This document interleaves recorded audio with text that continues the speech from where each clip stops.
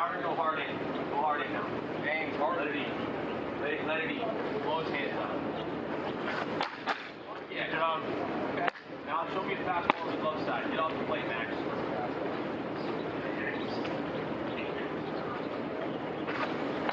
Alright, use it. No odds. Use it. Okay, now we're going to back to the breaking ball. Set up center cut. Breaking ball. You're going to learn them. Alright, here we go. Good. I like it. You got to change it. Just put change it. Alright, let me see it.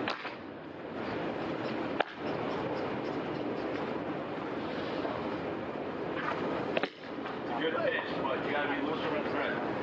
Don't choke. Alright? Look, Frank! Yeah. Good, baby. Right. Lock that thing.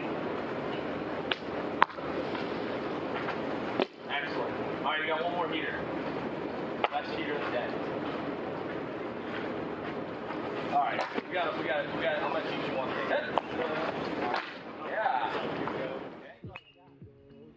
Good ball, Tom. However, So I think the main reason that I got into coaching in the first place, and it's something that we talked about with our team the other day, is really the idea of building leadership and building men of character, which is something that I think society needs hardcore. They need better dads, they need better husbands, they need better men. And I think there's really no better avenue to do that than through sports. You know, and I did that my whole life growing up and played a lot, played on a lot of different levels. And for me, when these kids are 18 to 22 years old, this is the time that they're very influential. It's a time that you can help develop them as men. You know, and the mission statement of Maryland baseball is to be a character and leadership development program that trains people, students, and players to do it better than it's ever been done before. That's what we talk about all the time, and it's in that order. We want to train men of character because men of character are better leaders, and men that are better leaders are better players. And as much as we talk about winning and losing, as much as we talk about winning a national championship and doing things that have never been done, at the end of the day, we're successful, and we're going to train these men to be successful if they leave here with tools to provide for their families and to be great husbands and fathers one day. So we go through a vision as far as a hierarchy from academics first, you know, in our first step, and that it supersedes everything to do it better than it's ever been done before. And by it, we mean literally everything. And it starts with academics, then moves into baseball, then moves into preparing them for professional baseball, which every young man comes into this program kind of dreaming of doing. Then it moves to graduating from this university, and then the final step is preparing them for success in life, you know. And we have 5 core principles that we talk about. Number 1 is toughness. Number 2 is energy. I want guys that bring energy every single day. Number 3 is that we're relentless competitors, which is basically you're going to get punched in the mouth in this game. You're going to get punched in the mouth in life, and it's all about how we respond to it.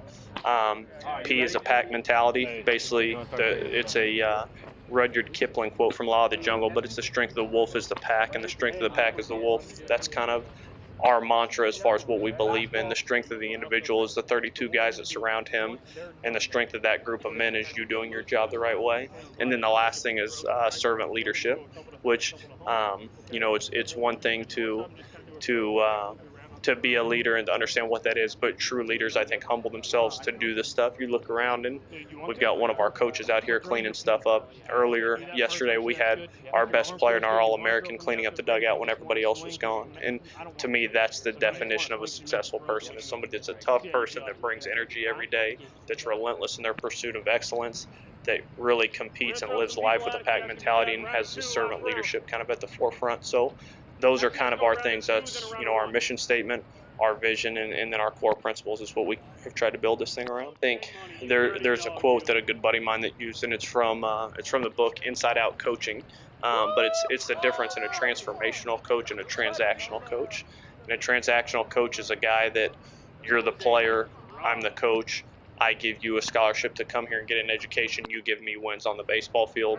In 4 years, we leave and we move on and nothing else changes. It's what can you do for me mentality. And I think if you talk about really winning in life, if you talk about winning and changing people, that doesn't work. That's a very futile thing. You may win games, you may win championships a year, 2 years, but you're not going to win consistently. For us, it's the term we use is transformational coaching, where everything we do in life, everything we do is about relationships. So when we start recruiting these young men at a young age, all we talk to them about is about relationships, and that's why we're different. And our coaching staff is the youngest coaching staff in a Power 5 conference in college baseball. I just turned 30. One of my assistants is 24, one's 31, and the other's 36. So for us, there is some inexperience. We've got to learn some things, but at the end of the day, the one big plus is that we are not too far removed from where these guys are.